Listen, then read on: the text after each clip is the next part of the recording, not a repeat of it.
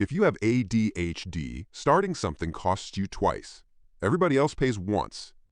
That is the entire difference, and it has a name that explains nothing: executive dysfunction.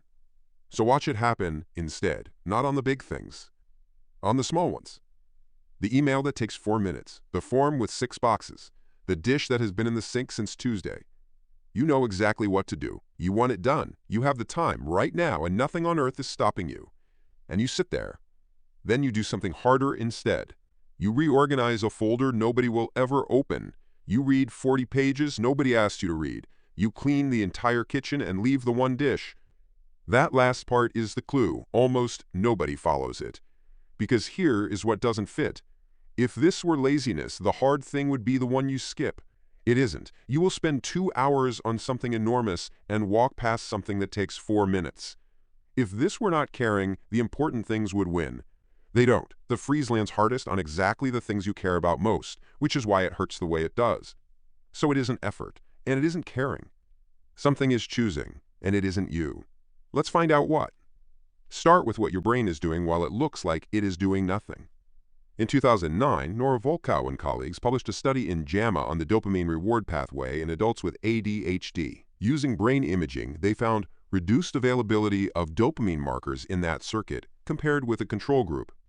Keep this plain because the internet has ruined the word. Dopamine here is not pleasure. In this circuit it does something narrower and much stranger. It is part of how a brain answers one question. Is this worth getting up for? That question gets asked about every task you meet, underneath your awareness, before you decide anything at all. Your brain runs a quiet calculation. What this costs, what it pays, how soon, and the answer does not arrive as a thought. It arrives as a feeling, a pull or nothing. Your whole life you have read that feeling as information about the task. It isn't. It is information about the thing doing the measuring. Try this. Name the thing you have been avoiding this week. Now say out loud how long it would actually take. Almost everyone says a number that is absurd next to the days they have spent not doing it. 4 minutes. 9 days. Sit in that gap, because the whole subject lives inside it.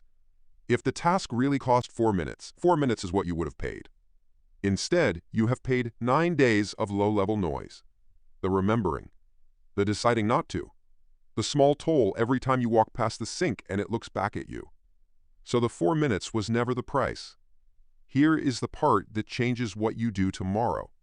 In 2009, Michael Treadway and colleagues published a task in Polis 1 built to measure something psychology had mostly walked past.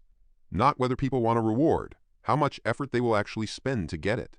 Willingness to work turned out to be its own measurable thing, separate from how much somebody said they wanted the reward in front of them.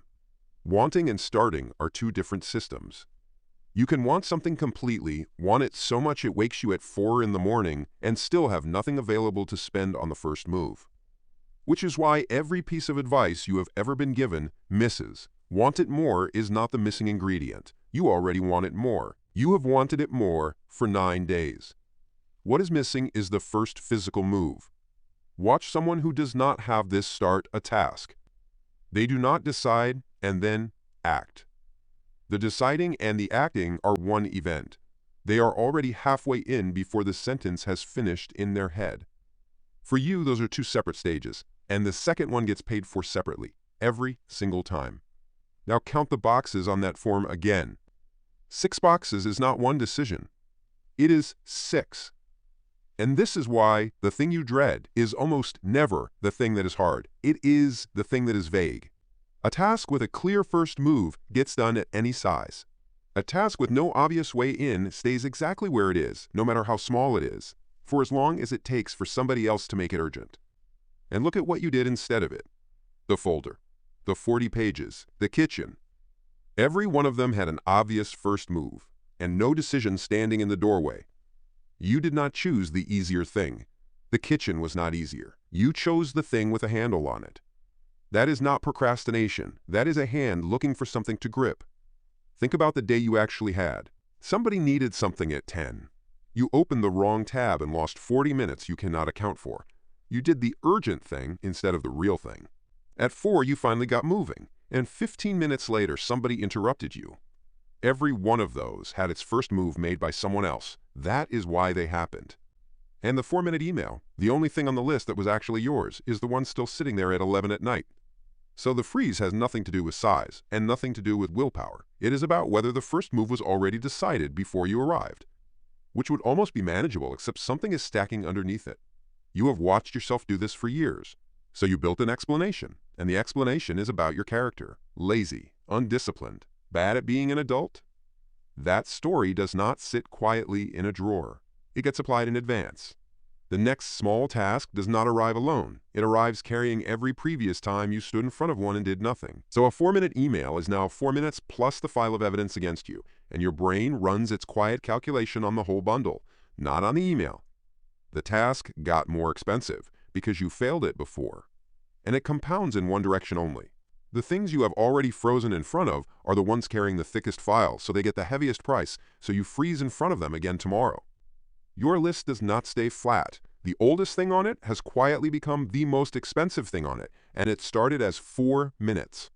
That is the loop. And notice what powers it. Not the freezing. The verdict you deliver afterwards, every time, in your own voice. So you do not fix this in the doorway, and you do not fix it by trying harder. The lever is earlier, and it is smaller than you want it to be. You make the first move already decided before you get there. Not the task, the move. Open the form and type one box. Write the first line of the email and leave it unsent. Put the dish in the water and walk away from it. That sounds far too small to matter, and the smallness is the entire point. You are not trying to finish anything.